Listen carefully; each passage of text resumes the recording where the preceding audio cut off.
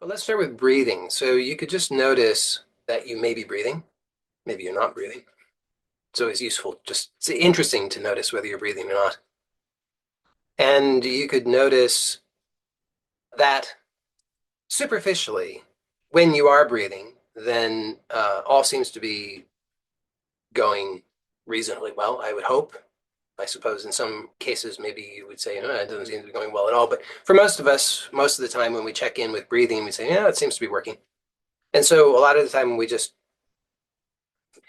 that's good enough, move on to what we consider to be more important things, like how I'm going to make more money or how I'm going to get into the relationship or get out of the relationship or whatever the thing is that you're trying to do, right? So you focus on what you think are the more important things and overlook the experience of breathing, because the experience of breathing in our minds couldn't possibly be offer us anything of more value.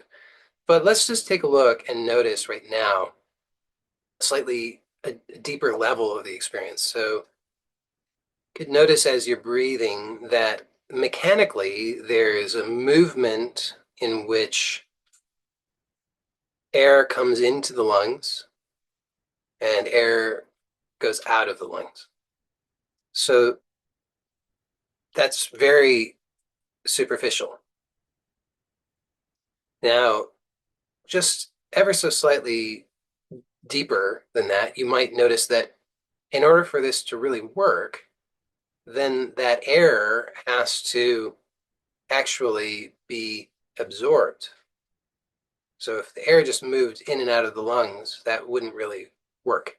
It would look very much like breathing, but it would not actually suffice.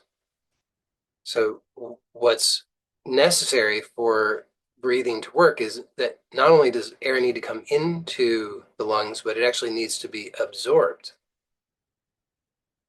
And then there's a whole process that goes on internally.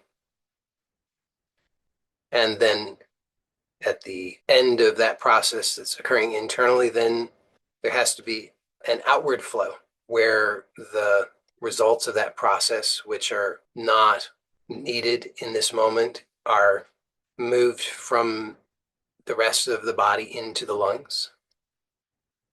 And then that air moves out of the lungs. So there's actually a real richness here. If you just notice that air comes into the lungs and then it has to be absorbed. And then it has to go through this whole process internally.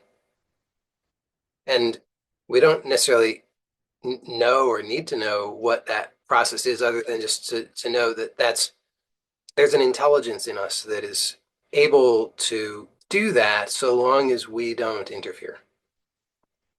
And then at the end of that process, the output of that goes into the lungs and is expelled. Now, sometimes people will do various kinds of breathing exercises. And sometimes these breathing exercises are described as bringing in more oxygen. The idea being, well, we just need more. Let's just get in more. So, bigger breaths, more, faster breaths, more dramatic breathing.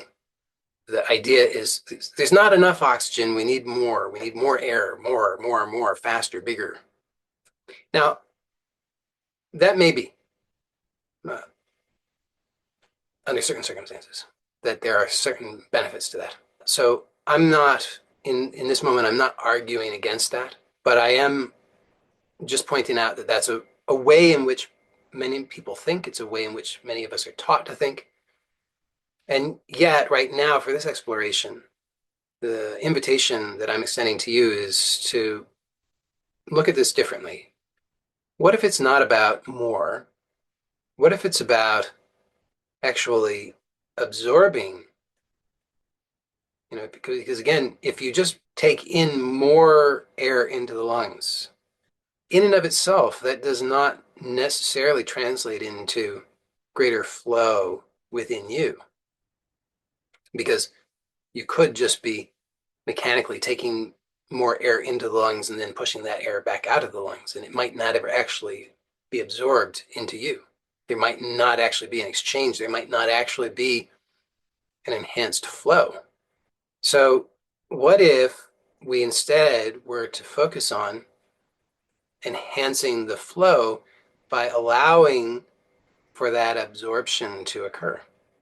So you could just notice, perhaps you could just tune into that intelligence in you that already knows how to do that. A lot of the time we're looking for some external answer. You give me the rules, I'll follow the rules, and then I'll get the answer. But what if that intelligence that has the answer is already there in you? You might be surprised to notice that actually just given the suggestion that you could allow for the air to be absorbed, if the focus is on that, already you might notice that that intelligence is already acting through you and already making changes. Do you notice that there are changes to the way in which you're breathing just by opening to that possibility?